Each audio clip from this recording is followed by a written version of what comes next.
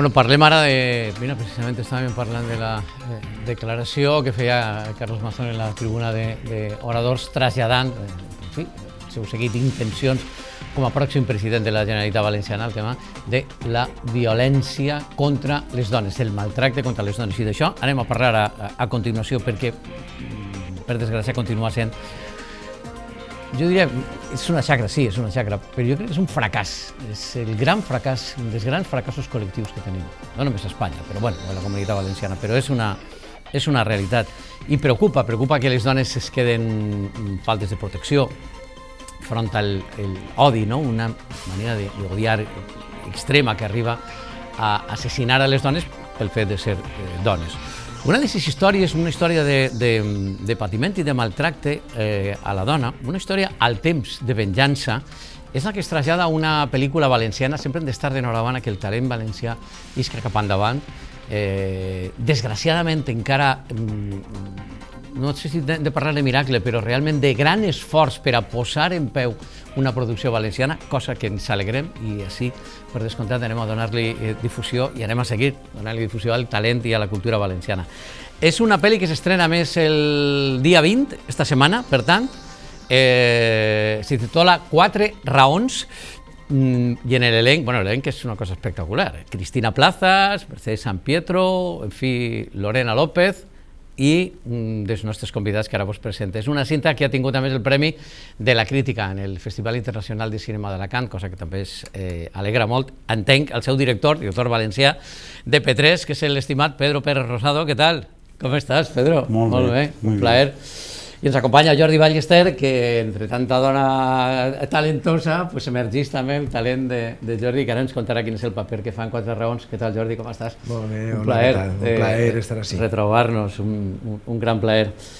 Bueno, Pedro, el primer que complicat és posar en peu una pel·lícula valenciana, una pel·lícula que comentava Jordi que ja fa temps que està rodada, però que s'estrena pròximament, cosa que, en fi, sumem-nos a la celebració, digamos, ¿no? Se rodó en ese momento de que todo el mundo no podíamos salir muy bien, que eran pandemias, y nos teníamos que achutar todo el equipo, y tuvimos la suerte de que no pasó nada a nadie. O sea que esta es la gran suerte, ¿no?, del rodaje de la película, porque claro, las dos actrices, tanto Cristina como Mercedes, iban y venían de Madrid, de Barcelona, de tal, y tenían necesidad hasta de permisos, ¿no? O sea, que ahí empezaba ya el maltrato, ja, realment. Bueno, va ser també una producció complicada, no? Entenc, Jordi, també en esta qüestió. Ara ens contarà més Pedro, però s'adentra en 4 raons, en els motius que pot tindre una víctima per a que en un moment determinat, ara ens contarà ell de quina manera, o el que ens pugueu contar també de la pel·li, figura que ella imagina com podria venjar-se. És dur, però s'entén l'odi i el desig, no?, de tornar la bofetada, no?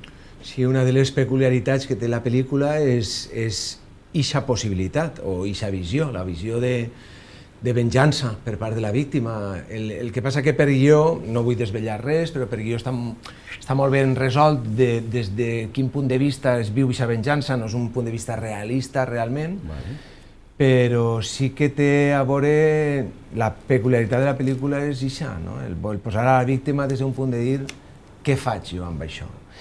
I per 4 raons, com molt bé diu el títol de la pel·lícula, que són aquestes 4 dones que encarnen els personatges femenins, que són els que pateixen el maltracte com a víctimes directes i com a víctimes indirectes, que són la dona del maltratador, la filla del maltratador, la germana del maltratador i la mare del maltratador.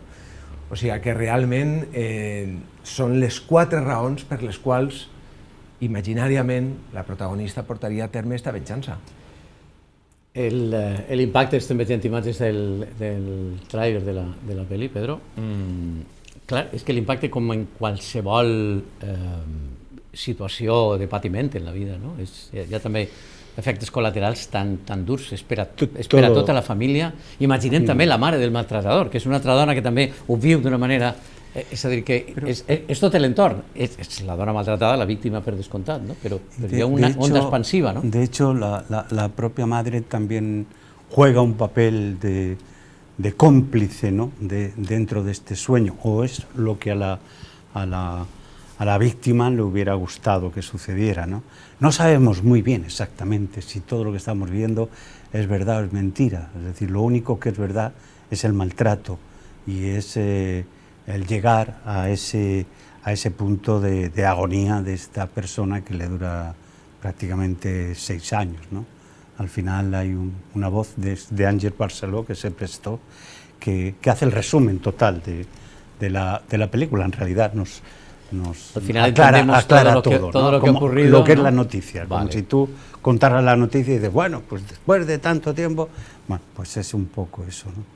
Ahora, creo que hacer una película de maltrato es realmente complicado, ¿no? Es decir, ya no solamente por el proyecto, sino también inclusive por la sensibilidad que nos envuelve a todos, ¿no? Recuerdo el sufrimiento de Jordi en todo momento, ¿no? Es decir, de hacer maltratado, de hacer de malo, que es terrible, o sea, hacer de malo, porque es un diálogo. Yo ayer tuve la posibilidad de presentarla en Alicante, ¿no? Y entonces es un diálogo entre el espectador y es la impresión que sacamos ayer, ¿no?, entre el espectador y la película. Y Dios mío, todo el mundo podemos llegar hasta ahí, o sea, yo puedo llegar a ese punto de este hombre.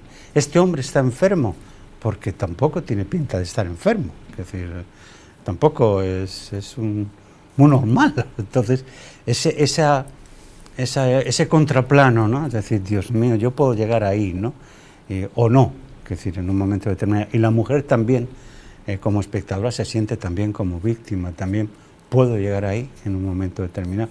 A mí ayer me resultó como era la primera vez que la veíamos con espectadores, así activos, no de festivales, sino espectadores normales y corrientes que van a ver una película y realmente nos quedamos sorprendidos, ¿no?, de ese espejo que nos hace el arte, ¿verdad?, que nos hace la cultura, que nos hace el cine, que de repente nos podemos plantear, ¿y este hombre?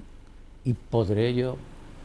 Caram, Jordi, quin paper tan complex i tan difícil, entre tantíssima dona talentosa i sent tu picant en les sabates, en l'ànima d'un maltratador.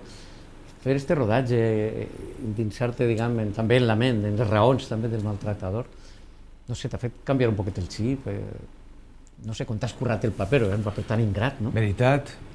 En veritat, una de les coses que Pedro i jo parlàvem, perquè Pedro me va telefonar quan ell em va oferir el personatge, nosaltres vam tenir moltíssimes hores de conversació telefònica, me telefonava, a més, jo crec que se va crear un vincle que passa moltes vegades entre director i actor, o directora o actriu, no?, que mos telefonaven contínuament per a parlar del personatge.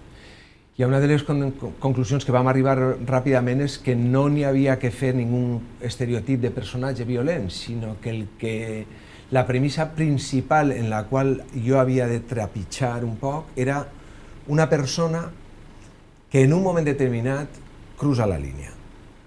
I per això ell repeteix moltes vegades, si jo o tu o qualsevol veí que coneixem seria capaç de creuar la línia. És molt fàcil estigmatitzar a un maltratador dient que està malalt o que és una persona violenta, una persona roïn, però la maldat, el ser bo o ser roïn en aquesta vida, al final el que ho marca són els fets. No perquè tu digues que eres bo o eres roïn, o ho eres o no, sinó els fets que tu portaràs a la vida te marcaran la teva bondat o la teva maldat. I una de les premisses era això, que era una persona normal però que creuava la línia, que les seues inseguretats, que les seues pors i els seus dimonis feien que ell creuava aquesta línia i quan creuava la línia pegava. Clar, en el moment que tu abordes el personatge des d'ahir, tu el que fas és posar molta part teva en aquest personatge però que creues la línia i això te fa sentir mal. Això te fa sentir mal perquè te fa plantejar, jo seria capaç de creuar la línia? Afortunadament crec que no, però podria arribar en una situació d'estrès o de creuar aquesta línia i per això Pedro i jo vam treballar molt este personatge masculí, el maltratador en si, i no posar-lo simplement en una pell d'un estereotip que simplement era violent o estava malalt. Per a mi també ha sigut complicat perquè jo venia de fer personatges molt bondadosos, no? Vull dir, portava una ratxa, és veritat que ara en l'Alqueria Blanca faig de dolent, però que és un altre tipus de dolent, perquè el dolent que faig és més per part de negocis, sense escrúpols, però fer un personatge que pega una dona era dur, En el rodatge jo recordo les escenes en Lorena d'acció, rodar la seqüència, parar i jo tindre ganes de plorar. Perquè estaves veient a la teva companyera molt ficada, jo en cap moment la vaig tocar, vull dir, realment estava tot molt medit, però la violència l'has de posar, ha de ser de veres. Si tu no la utilitzes de veres, l'espectador no la percibirà de veres. I dir, vale, corten, i realment tindré una angoixa dins molt bèstia, molt bèstia. Yo sufría mucho viéndolo, sufría mucho. Quiero decir, yo decía, pero ¿por qué se le ha ocurrido esto a la guionista? ¿No? Quiero decir, es aquello que dices... ¿Quién será la guionista, por otro lado, no? Sí, no, además es... Sí, no, y ¿qué ha llegado ahí, no? Es decir, a mí me gusta el planteamiento del guion, cuando de repente decimos, bueno, vamos a hacer una película, vamos a intentar hacer una película sobre el maltrato, ¿vale? Y plantea la venganza, es lo que a mí de repente me seduce, quiero decir, porque me genera una mujer activa, que se defiende a sí misma, ¿no? Es decir, pero la mujer es una víctima, no deja de ser.